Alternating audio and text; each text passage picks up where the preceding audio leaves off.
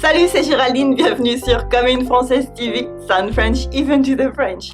We've been waiting for this night for a whole month and now it's here, Christmas Eve, the 24th of December.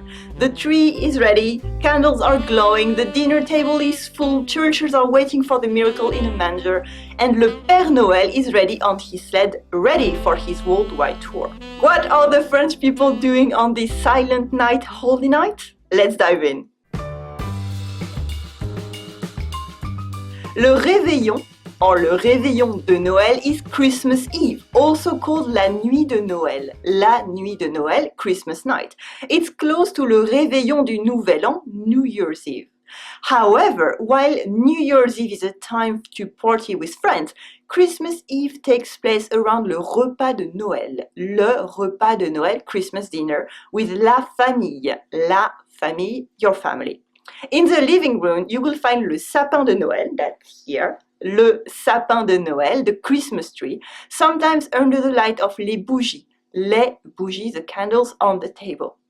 And children will be making frequent looks at la cheminée, the chimney, when there is one. Although this scene takes place on the evening of the 24th, Christmas itself happens on the day of the 25th of December, which is in France un jour férié, a bank holiday. That's why everyone is allowed to have a later bed night than usual. Lunch on the 25th is also a traditional time for a family lunch, un repas de famille. But by then, it's too late to sing the carol Ô douce nuit, Ô sainte nuit, the French version of Silent Night. Le repas de Noël, the Christmas dinner, is the occasion to eat great food and delicacies together. In school and professional settings, the cafeteria or la cantine, in French la cantine, the canteen, will often serve their own Christmas menu with special dishes, but the real dinner happens on the 24th. Traditional starters are les huîtres, for example, les huîtres, oysters, we say une huître. You might also taste le foie gras, a famous delicacy in French cuisine, or le saumon fumé, smoked salmon, especially on toasted bread. Yum, yummy. Le plat principal, the main dish is usually la dinde au marron stuffed turkey cooked with chestnuts, or alternatively le chapon, a capon.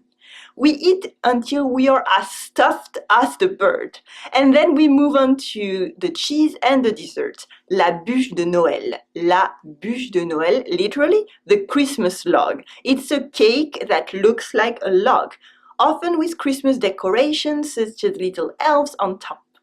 The tradition dates back to pre-Christian pagan customs that survived through the centuries, especially in southern France. People used to put a giant log in their chimney and it had to burn for several days as a superstition pour porter chance, to bring good luck.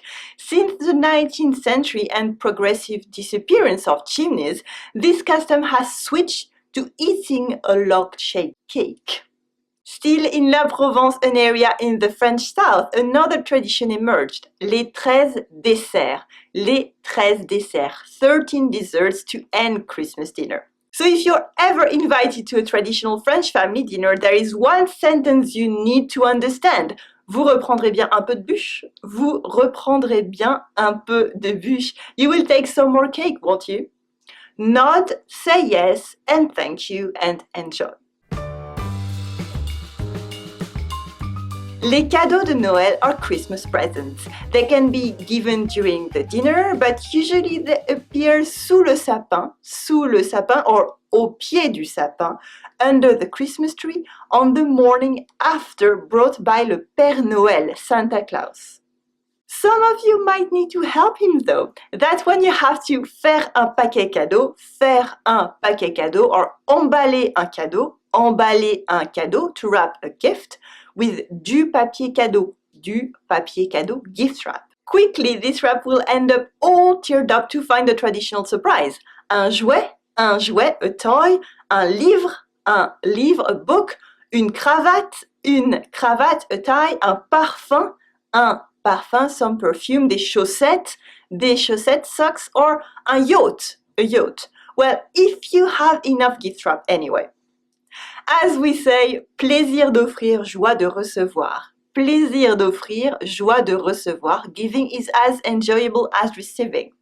A few days later, in the beginning of January, tradition says that we give a small gift or a small amount of money to the people we employ. For example, un ou une concierge, the caretaker, or une femme de ménage, a cleaning lady.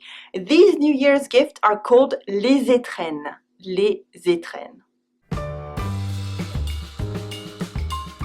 L'hiver, winter, is still here after these heavy meals and these few days of celebration. You can now enjoy the gifts you got, make plans for your New Year's Eve, or go outside and play in the snow. If you can, share in une bataille de boules de neige, a snowball fight, or go build un bonhomme de neige, a snowman.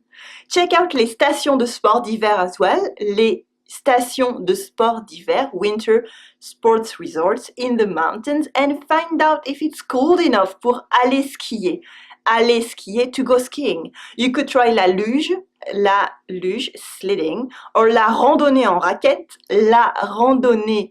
raquette, snowshoeing. But whatever your activities, you can always enjoy another traditional dinner in French winter afterwards, which it's not even French, but let's say it's French.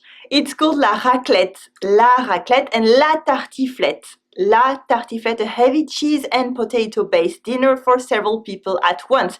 It's hard to describe, but here they are. Et toi, what do you eat for Christmas dinner? Which present are you going to give this year? How are you going to spend the season? Tell me in the comment section. I want to hear from you. If you're on YouTube, you will find a link below this video to the blog commeunefrancaise.com. On the site, I read all the comments and try to answer all your questions too. Do you like this video? Do you want more? Let me share exclusive lesson, private offers, and my 10 favorite Commune Française handpicked episodes with you by email. It's super easy to join. Leave me your first name and your email and I will get back to you straight away. Subscribe now to get my best content straight to your inbox, the fantastic stuff that's not even on YouTube. And the best thing is, it's free. Merci for watching Commune Française TV, sound French even to the French. Allez, joyeux Noël!